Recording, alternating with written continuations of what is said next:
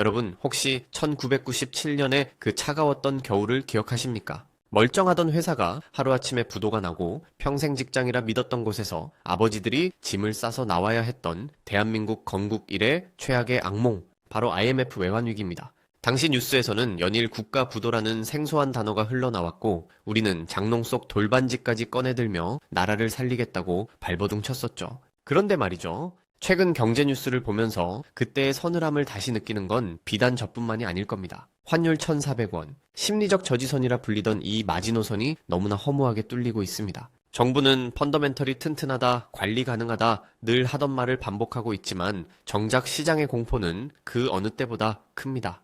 그리고 그 공포의 중심에는 섬뜩하게도 IMF 국제통화기금이 다시 등장했습니다. IMF가 최근 한국 경제를 두고 뼈 때리는 경고를 날렸거든요. 도대체 지금 대한민국 경제에 무슨 일이 벌어지고 있는 걸까요?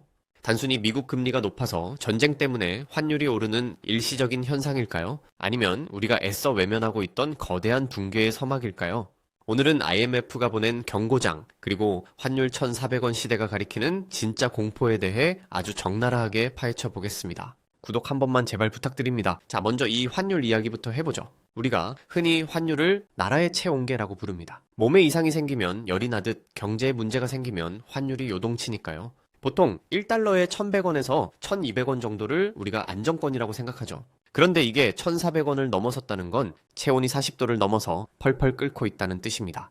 과거에 환율이 1,400원을 넘었던 적은 딱 3번 있었습니다. 1997년 IMF 외환위기, 2008년 글로벌 금융위기, 그리고 2002년 레고랜드 사태 당시의 긴축 발작. 공통점이 보이시나요? 네, 모두 경제가 박살나기 직전이거나 박살난 직후였다는 겁니다. 그렇다면 지금은 왜 이럴까요? 정부나 일부 전문가들은 강달러 현상 때문이라고 말합니다.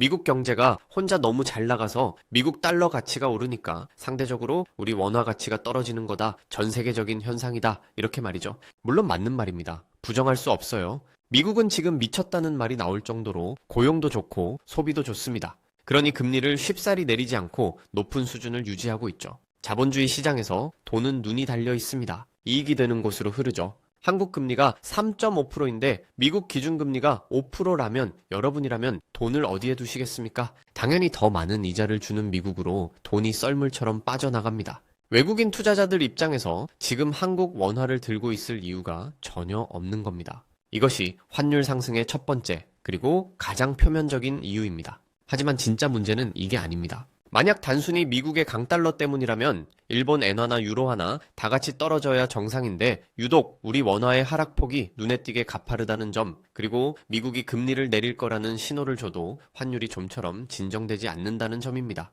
이게 무엇을 의미할까요? 네, 맞습니다. 밖에서 불어오는 바람도 거세지만 지금 우리 집 기둥 자체가 흔들리고 있다는 뜻입니다. IMF가 지적한 경고의 핵심이 바로 여기에 있습니다. 그동안 한국 경제를 떠받치던 두 개의 거대한 기둥, 바로 수출과 내수가 동시에 무너져 내리고 있다는 겁니다. 이걸 전문 용어로 쌍둥이 적자 혹은 스태그플레이션의 전조라고도 부를 수 있겠는데요. 좀 더 쉽게 풀어보겠습니다.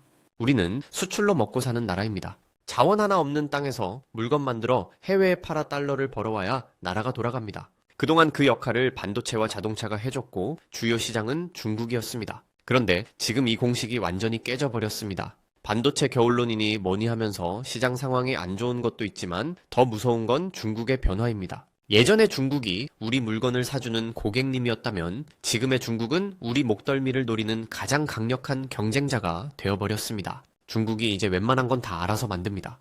기술 격차요. 이미 디스플레이, 배터리, 조선 등 주요 산업에서 턱 밑까지 쫓아왔거나 추월당했습니다. 대중국 무역 수지가 적자로 돌아선 지 오래라는 뉴스는 이제 지겨울 정도죠. 달러를 벌어들이는 파이프라인이 녹슬고 막혀버린 겁니다. 벌어오는 달러가 없으니 환율 방어가 될 리가 없죠. 이게 바로 환율이 1,400원 밑으로 좀처럼 내려오지 않는 구조적인 이유입니다. 더 심각한 건 바로 우리 내부의 시한폭탄, 가계부채와 부동산입니다. 사실 환율이 이렇게 오르면 한국은행은 금리를 올려서 방어해야 합니다. 금리를 올려야 원화 가치를 지키고 빠져나가는 외국인 자본을 붙잡을 수 있으니까요. 교과서적인 대응이죠. 그런데 한국은행 총재는 지금 이러지도 저러지도 못하는 진퇴양난, 외통수에 걸려 있습니다. 왜냐고요? 금리를 올리는 순간 한국 경제의 가장 약한 고리인 1,900조 원에 달하는 가계부채가 터져버리기 때문입니다. 지난 몇 년간 영끌해서 집 산 사람들, 빚내서 버티고 있는 자영업자들, 지금 금리에서도 이자 내느라 허덕이는데 여기서 금리를 더 올린다. 이건 그냥 다 죽으라는 소리와 같습니다. 연체율이 치솟고 경매 물건이 쏟아져 나오면 그 다음 수순은 금융권 부실, 즉 제2의 저축은행 사태나 금융위기로 이어질 수 있습니다. 반대로 금리를 안 올리고 버티자니 환율이 미쳐 날뛰면서 수입 물가가 폭등합니다. 기름값 오르고 밥상 물가 오르고 서민들의 삶은 더 팍팍해지죠. 한국은행이 금리를 동결하면서 버티는 동안 시장은 눈치를 챘습니다. 아, 한국은 금리 못 올리는구나.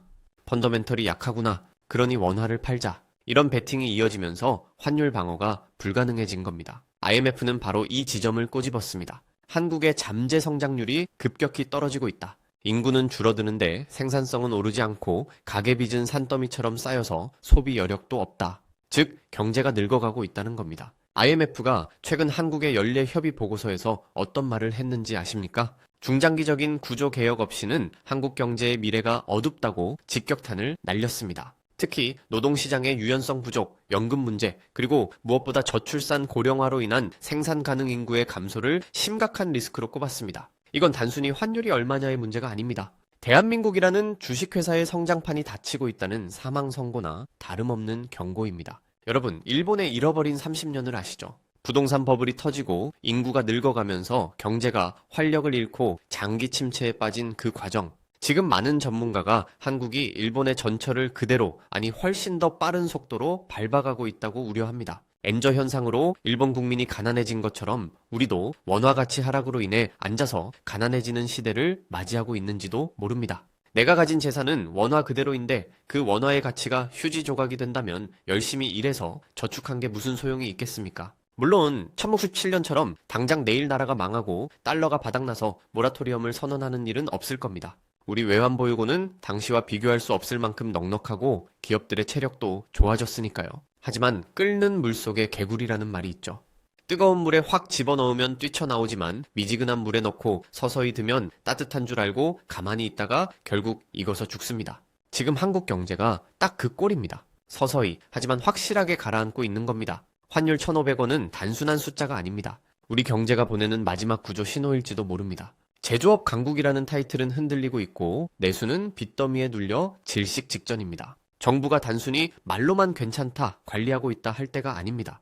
뼈를 깎는 구조개혁, 좀비기업 정리, 그리고 무엇보다 부채 폭탄을 어떻게 해체할 것인지에 대한 구체적이고 실행 가능한 플랜이 나와야 합니다. 지금 우리는 선택의 기로에 서 있습니다. 뼈를 깎는 고통을 감수하고서라도 체질을 개선해서 다시 도약할 것인가, 아니면 이대로 서서히 침몰하며 과거의 영광을 추억하는 늙은 국가가 될 것인가. 외나무 다리에서 만난 원수는 피할 수라도 있지만 내부에서 골마 터진 상처는 도망칠 곳도 없습니다. 이 영상을 보시는 여러분도 한 번쯤 고민해 보셨으면 좋겠습니다. 나의 자산은 안전한가? 나는 이 거대한 파도 앞에서 무엇을 준비해야 하는가? 위기는 준비하지 않은 자에게는 재앙이지만 준비된 자에게는 또 다른 기회가 될 수도 있습니다.